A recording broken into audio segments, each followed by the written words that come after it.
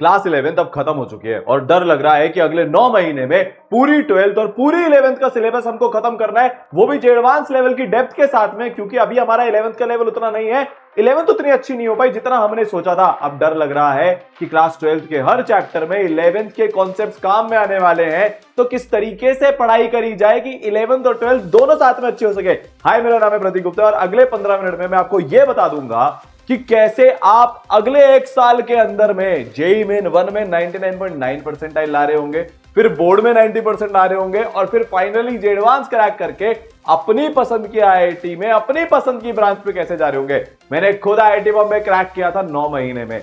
पिछले 10 साल में मेरे पढ़ाए हुए हजारों बच्चे जिनकी 11th या तो वेस्ट थी या एकदम एवरेज थी, उन्होंने अपना आईआईटीएन बनने का सपना ड्रीम आईआईटी से पूरा किया। आज आपको एक 21 दिन का चैलेंज भी दे रहा हूंगा और यह मेरी गारंटी है कि अगर आपने वो 21 दिन का चैलेंज जैसे बता रहा हूं वैसे पूरा कर लिया ना, तो जो कॉन्फिडेंस था ना क्लास 10th के बाद टॉप 100 की रैंक आएगी, वो कॉन्फिडेंस लौट कर आएगा।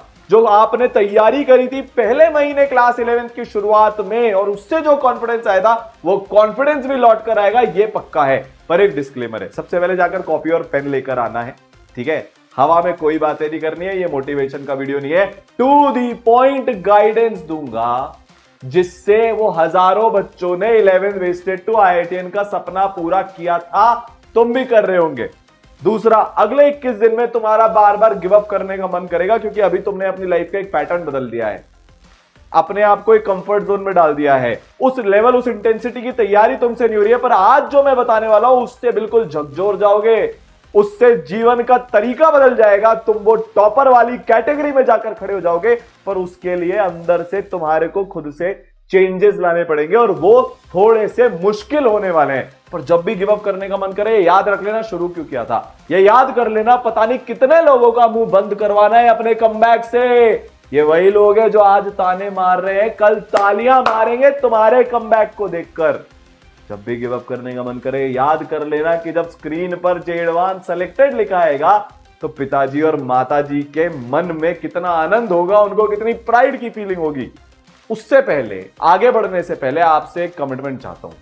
बिना इस कमिटमेंट के कोई स्ट्रैटेजी काम नहीं कर सकती, और वो कमिटमेंट है बेटा कि I will not repeat class 11th mistakes. ये मुझे कमेंट सेक्शन में लिखकर दे देना। ये तुम्हारे और मेरे बीच का कमिटमेंट है, ये तुम्हारे खुद का साथ एक कमिटमेंट है, क्योंकि लड़ाई खुद से खुद की होती है, बाहर वालों से होती नहीं है। इट्स ऑलवेज मी वर्सेस मी। तो कमेंट में दिख जाना चाहिए। 5 स्ट्रैटेजीज तुम्हारे लिए लेकर आया हूं। Don't quit, know your exam, important chapters class 11th के, उनको कब कवर करना है, कैसे कवर करना है, कौन से इंपॉर्टेंट चैप्टर है। पार्किंसंस लॉ एक बहुत ब्यूटीफुल चीज तुम्हें बताने वाला हूं, जो सिर्फ टॉपर्स को पता होती है, बाकियों को पता ही नहीं होती है भाई साहब। और 5वां, बी सेल्फिश। तो आ जाओ, शुरू करते हैं। कमबैक यहां से, इसी वक्त से, इसी मोमेंट से शुरू होता है। देख लेना, तुम ही अगले साल इस वीडियो पर आकर कमेंट को एडिट कर रहे होंगे कि सर बन गया आईआईटीएन, सर पहुंच गई आईआईटी बॉम्बे, सर मानी थी आपकी बात और आज लाइफ में सक्सेसफुल है। देख लेना तुम भी। सबसे पहले डोंट क्विट। देखो, तुमने 10th के बाद बड़े बड़े सपने देखे थे ना, AR1, AR100, IIT Bombay CS अपने रूम में लिखकर चिपकाया था। आज वो सपने सिलेक्शन तक पहुंच गए कि सर बस है ना, आप तो सिलेक्शन करवा दो, रैंक वैंक हमें नहीं चाहिए। ऐसे नहीं होता, सपने इतने सस्ते नहीं होते। जब भी लाइफ में आपको एक ऐसा लगे कि अब बहुत टाइम निकल गया, अब हमारा बहुत नुकसान हो गया या हम बहुत पीछे रह गए, तो सपने छोटे नहीं किए जाते, मेहनत बड़ी की जाती है। वापस सुनो बेटा, सपने छोटे नहीं होते, मेहनत ऊंची होती है, क्योंकि जो सपना ठाना था, जो देखा था, वो तो किसी हालत में पूरा होगा। तो बेटा क्विट नहीं करना। अब प्रैक्टिकली तुमको बताता हूं कि उस सपने तक पहुंचा कैसे जाता है। 21 डेज चैलेंज का पहला पार्ट, तुमको अब हर दिन +30 मिनट्स पढ़ना है, जो तुम आज पढ़ रहे थे उससे। जैसे कि अगर आज तुम 6 घंटे पढ़ रहे हो, तो कल बेटा 6.5 घंटे पढ़ोगे, परसों 7 घंटे, और हर दिन तुम ऐसे आधा आधा घंटे बढ़ाते जाओगे जब तक तुम्हारा एवरेज 12 आवर्स पर डे का नहीं पहुंच जाता। तुम 16 लाख बच्चे से कॉम्पीट कर रहे हो, और अगर तुम नीट के विद्यार्थी हो ये देख रहे हो तो 20-25 लाख से कॉम्पीट कर रहे हो बेटा। और उसमें से अगर तुमको 16,000 में भी आना है तो ये कंपटीशन तो बहुत मुश्किल है। और कंपटीशन पार करने की पहली शर्त है हार्ड वर्क। पर आज तुम मोटिवेट हो गए, एक दिन तुम 12-13 घंटे पढ़ लिए, अब तुम अगले 7 दिन वेस्ट करते हो। मोटिवेशन नहीं चाहिए, कुछ नहीं होता उससे, डिसिप्लिन चाहिए, कंसिस्टेंसी चाहिए, और वो आता है धीरे धीरे धीरे धीरे धीरे इंप्रूव करके।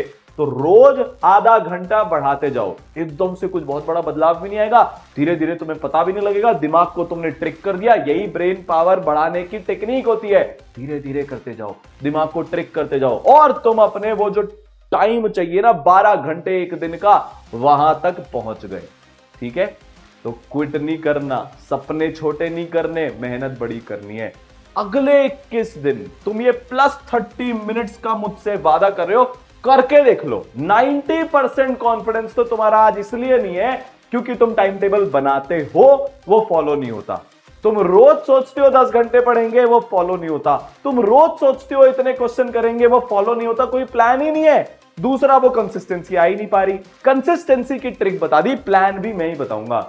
जेई 2027 का एडवांस का जिस दिन एग्जाम होगा उस दिन तुम्हारे साथ खड़ा हूं। YouTube पर एब्सोल्यूट फ्री ऑफ कॉस्ट जितनी गाइडेंस हो सकती है तुम्हें दूंगा, ये मेरा वादा है। पर तुम्हें भी मुझसे ये वादा करना पड़ेगा बेटा, ठीक है। दूसरी चीज, नो योर एग्जाम। तुम अपने एग्जाम को ही भूल गए हो भाई साहब।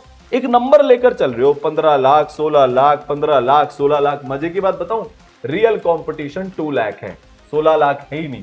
बाकी बच्चा तो टाइम पास किए जा रहा है, बाकी बच्चा तो अभी तक रेस में ही नहीं आया, वो बस एडिक्टेड है किसी चीज से, स्क्रोलिंग किए जा रहे हैं, बाबू सोना में व्यस्त है। अपना कंपटीशन वो 2 लाख बच्चा है। तो पहली बात तो इस ओवरथिंकिंग से बाहर निकलो कि हाय हाय इतने लोग इतने एस्पिरेंट्स नहीं है भाई, 2 लाख बच्चे। जब मैं पढ़ता था तब भी 2 लाख सीरियस एस्पिरेंट होते थे। सारांसर AIR 41 आई थी तब भी 2 लाख सीरियस एस्पिरेंट होते थे। सीरियस एस्पिरेंट्स का नंबर बहुत सालों से उतना ही है, एक्चुअल कंपटीशन नहीं बढ़ा, ठीक है। दूसरी चीज भाई, जेई मेन के एग्जाम में जो लेटेस्ट पैटर्न है, तुमको 60% नंबर लाने हैं अगर तुम टॉप 1% में आना चाहते हो, अच्छी NIT की अच्छी ब्रांच सिक्योर करना चाहते हो तो। इसको भी मत भूलो, कैसे काम में आएगा बताऊंगा। जेई एडवांस में बेटा अपने को 40% नंबर लेकर आने हैं अगर टॉप 5 IIT की एक ढंग की ब्रांच में पहुंचना है। कंपटीशन नहीं है, टफनेस नहीं है, सिर्फ बात है कौन लगातार बिना थके सही स्ट्रेटेजी के साथ सही ढंग से पढ़ाई कर सकता है। इसीलिए मैं आज तुमको एक 21 दिन का चैलेंज दे रहा हूं, बहुत आसान चीज से तुमको एक शुरू करवा रहा हूं, ठीक है। तुमने बहुत सारे टेस्ट दिए होंगे, जिन्होंने दिए होंगे, ठीक है, या फिर थोड़े बहुत दिए होंगे। तुम्हें पता है तुम्हारे सबसे ज्यादा नंबर कहां कटते हैं अगर एनालिसिस करो तो, ठीक है। अगर तुम इसराइलाइट हो तो तुम्हारे 20 पेज का एनालिसिस हम तुमको एब्सोल्यूट फ्री ऑफ कॉस्ट दे रहे हैं हर बच्चे को हर टेस्ट के साथ में, क्योंकि इसराइल के बहुत सारे बच्चे वीडियो देख रहे होंगे। तुम नहीं हो तो खुद का एनालिसिस करो, वहां पर तुम्हें क्या दिखेगा कि मैक्सिमम नंबर तुम्हारे कटते हैं क्योंकि तुम फॉर्मूला भूलते हो।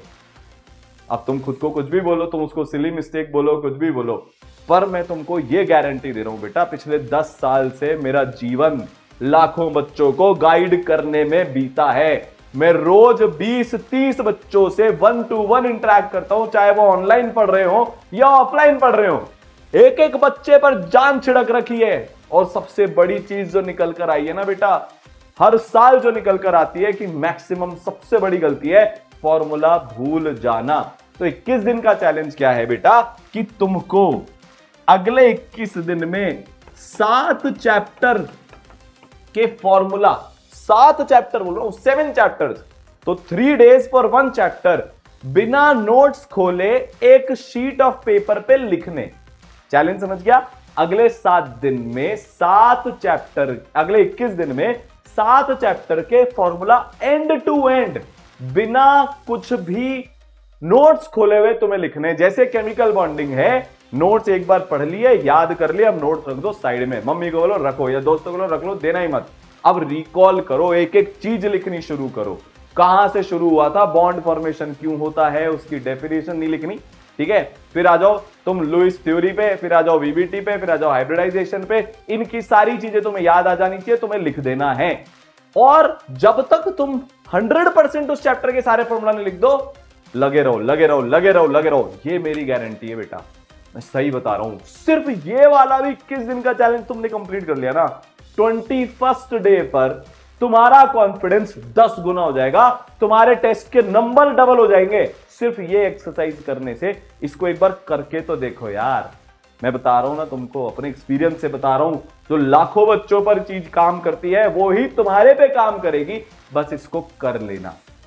समझ में आई बात? तो ये जो 60% तुम्हारे एग्जाम में नंबर आएंगे ना जेईई मेंस में, और जो 40% जे एडवांस में तुम्हें नंबर लाने हैं, उसकी जो चाबी है, वो जो ताला है ना इन नंबरों का, जिस चाबी से खुलता है, उसका नाम है फॉर्मूला।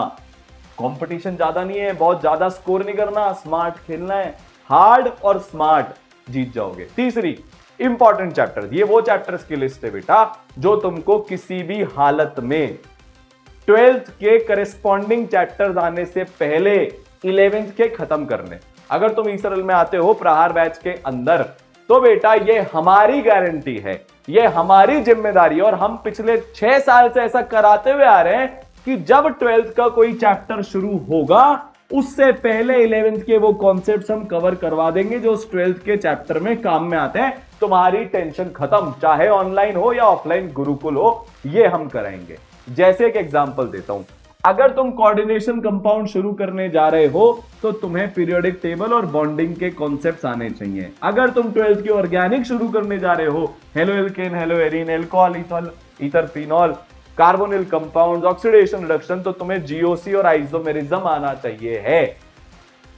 तो 1 महीने का टाइम लो। अगर तुम ईसरल में आ रहे हो तो तुम्हें कोई टेंशन नहीं लेनी, हम तुमको अपने आप कवर करवा देंगे। कैसे कवर करवाएंगे कि जब ऑर्गेनिक शुरू होगी उससे पहले जीओसी आइसोमेरिज्म शुरू हो जाएगा। अगर मैं मैथ्स की बात करूं बेटा, तो जब प्रोबेबिलिटी शुरू होगी उससे पहले तक पीएनसी खत्म हो जाएगा। जब वेक्टर 3D शुरू होगा तो उससे पहले तक स्ट्रेट लाइन खत्म हो जाएगी। और जब बेटा आपकी कैलकुलस शुरू होगी तो उससे पहले क्वाड्रेटिक, लॉग, इनइक्वालिटी और कंपाउंड एंगल खत्म हो जाएगा। इस तरीके से आपको पढ़ाई करनी है। फिजिक्स के चैप्टर्स की, मैथ्स के अगर हम चैप्टर्स की बात करें तो quadratic plus log plus inequality, ये पूरा चैप्टर आपको अच्छे से करना है। ट्रिग्नोमेट्री के जो बेसिक फॉर्मूला होते हैं वो सारे आपको याद होने चाहिए। ट्रिगो इक्वेशन की जो आइडेंटिटीज होती है वो आपको याद होनी चाहिए। स्ट्रेट लाइन और पॉइंट आपका बहुत अच्छा होना चाहिए, और पीएनसी प्रोबेबिलिटी चालू होने से पहले आपका अच्छा होना चाहिए। अगर आपने ये चैप्टर कर लिया 12th में कहीं से कहीं तक मेजॉरिटी दिक्कत नहीं आएगी। फिजिक्स में वेक्टर बहुत अच्छा होना चाहिए, हर चैप्टर में टीचर्स, अच्छे टीचर जो एडवांस लेवल पढ़ाते हैं वो इस चीज को यूज कर लेते हैं। नीट में जो अच्छा लेवल पढ़ाते हैं वो वेक्टर को यूज करते चलेंगे। K1D पूरा अच्छे से आना चाहिए, तीनों इक्वेशंस हर पॉसिबल केस में यूज करनी आपको आनी चाहिए है।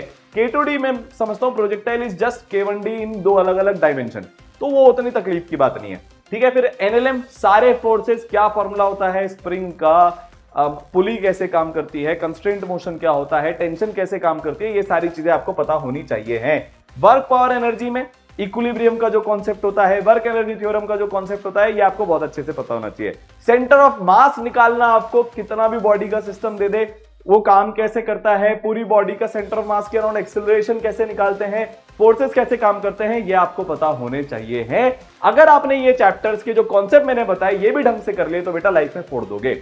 चौथी चीज, पार्किंसंस लॉ। अभी देखो तुम्हारे साथ बहुत सारी प्रॉब्लम है, जैसे कंफर्ट जोन में तुम हो, दूसरा कोई प्लान नहीं है, ठीक है, बैकलॉग्स इतने सारे हैं, ये समझ नहीं आ रहा कि करंट चैप्टर के साथ साथ में पुराने चैप्टर को कैसे लेकर चलना है। ईसरल में तुम आते हो तो ऑब्वियस सी बात है मेंटर्स तुम्हें पूरा एंड टू एंड गाइड कर देंगे, हम तुम्हें पूरा एंड टू एंड गाइड कर देंगे। पर अगर तुम नहीं भी हो, एक मोटी मोटी गाइडलाइन तुम्हें बताता हूं। देखो, सबसे पहले तो ना सिर्फ होप से कुछ नहीं होगा कि और बस हो जाएगा।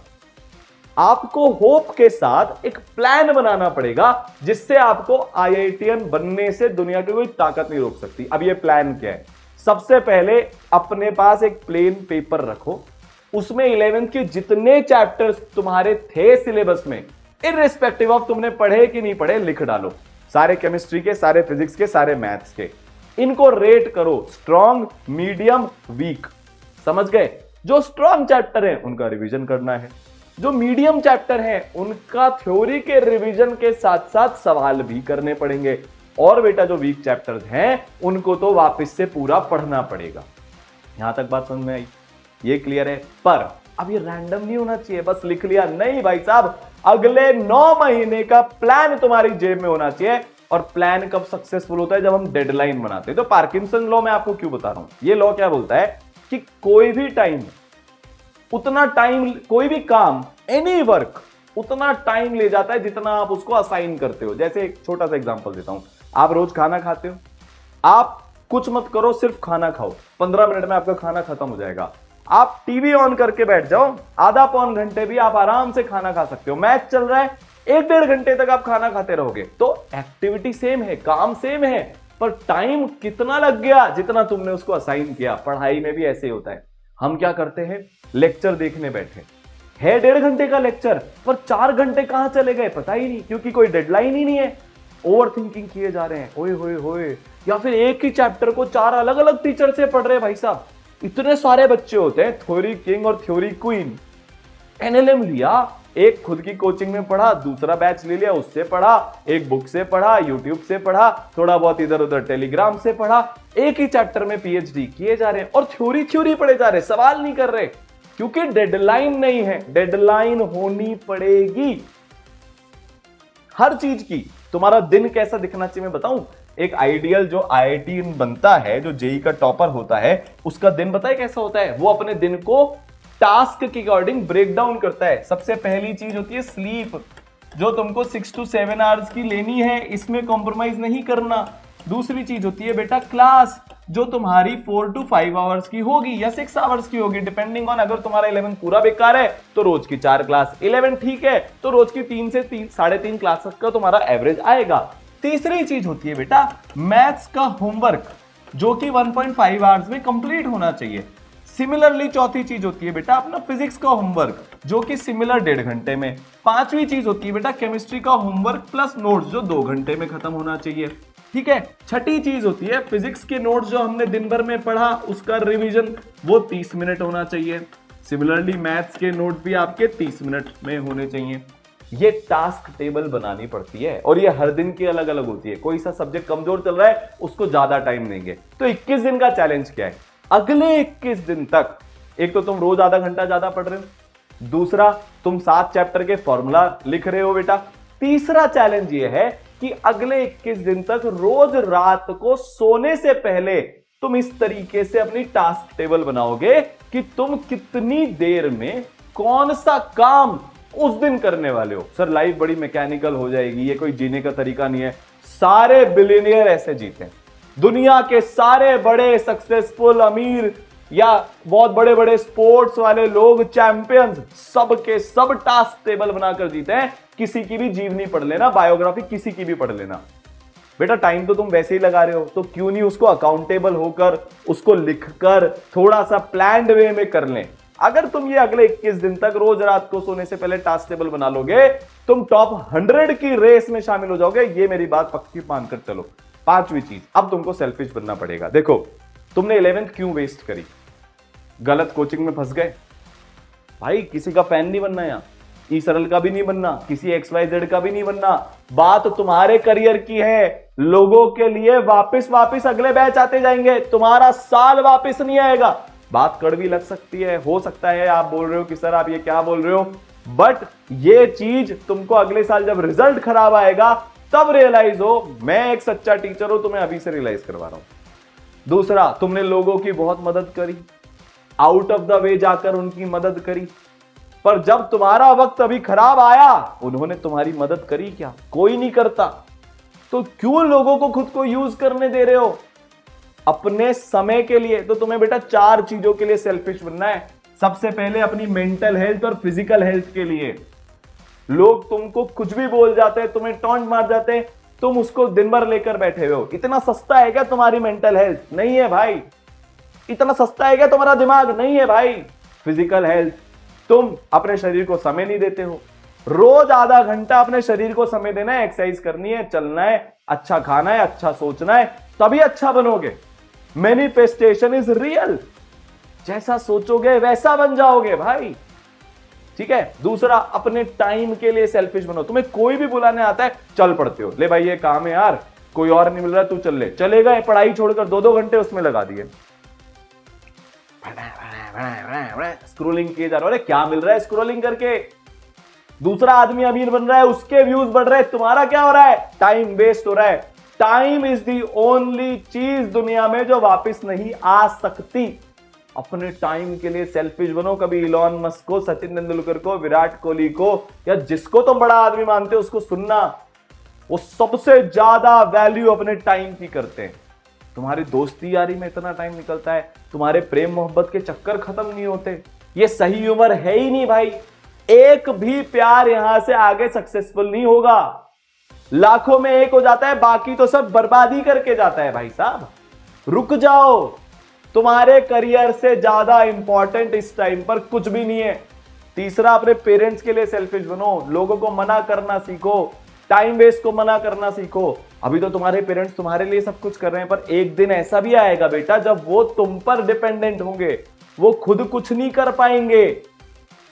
तब तुम्हारे को सक्सेसफुल होना जरूरी है उनका ध्यान रखने के लिए। रखना है कि नहीं रखना पेरेंट्स का ध्यान? आज तुम्हारे पिताजी ने अपने खुद के सारे सपने तुम्हारे सपनों के लिए कुर्बान कर दिए, पर जब वो बड़े हो जाएंगे, वो तो मतलब जब तुम बड़े हो जाओगे, तब उनके सपने पूरे करोगे कि नहीं करोगे? और उसके लिए आज घिसना पड़ेगा कि नहीं करना पड़ेगा? मेहनत करनी पड़ेगी कि नहीं करनी पड़ेगी? और चौथा, खुद की सक्सेस के लिए आज तुम्हारे जितने भी अपने हैं ना सो कॉल्ड, अरे तुम्हारे लिए हम ये कर देंगे, वो कर देंगे, जब तुम 10 साल बाद अगर सक्सेसफुल नहीं बने, बात चुभेगी और तुम इनसे 2 रुपए भी मांगने जाओगे ना, पहले तुमसे 10 सवाल पूछेंगे, वापस कब लौटाएगा, लौटाएगा कि भी नहीं लौटाएगा, क्या काम है, कोई नहीं आना मदद करने। तब ये सारे बड़े बड़े कस्में वादे झूठे हो जाते हैं। खुद को खुद की मदद करनी पड़ती है। जेब में पैसा होता है तब इज्जत मिलती है, तब प्यार मिलता है। मैंने बहुत ज्यादा तुमसे दुनिया देखी है, इसलिए कड़वी बातें तुम्हें बता रहा हूं। टाइम वापस नहीं आएगा बेटा, सुधर जाओ। तो 21 डे चैलेंज क्या है लास्ट बेटा? 21 डे चैलेंज ये है कि तुम अब से लेकर अगले 21 दिन तक 1 आवर पर डे से ज्यादा टाइम वेस्ट नहीं करोगे। देखो यार, मैं एक बात जानता हूं, 21 डे चैलेंज ये है कि अगले 21 दिन तक तुम, एक चैलेंज दे रहा हूं तुमको, अगले 21 दिन तक अगर सीरियस हो, अगर रियली में अपना करियर बनाना चाहते हो, अगर रियली में पैसे बनाना चाहते हो, अगर रियली में मां बाप के सपने पूरा करना चाहते हो, तो 1 घंटे से ज्यादा डिस्ट्रैक्शन को अलाउ मत करना अपनी जिंदगी में। अब पता पड़ेगा कौन कितना सीरियस है। अब वो फील आएगी कि कौन गेम में जीतना चाहता है और कौन सी बड़ी बड़ी बातें करता है। ठीक है, मैं तुम्हारे पीछे पड़ा हूं, मैं तुम पर गिव अप नहीं करूंगा। जब तक तुम सक्सेसफुल नहीं हो जाते, मैं तुम्हारे साथ लगा हूं। पर क्या तुम तुम्हारे साथ लगे हुए हो? हाँ, तुम लगे हुए हो। सब भटकते हैं, सब टाइम वेस्ट करते हैं, सबके लाइफ में फेलियर आता है, पर जो फेलियर से निकलकर उस फेलियर को जो जवाब देता है वो चैंपियन होता है। थिएटर में भी तालियां तभी बजती है लाला, जब जिससे किसी को जीतने की उम्मीद नहीं होती वो जीत जाता है, और वो वक्त अब तुम्हारा आने वाला है।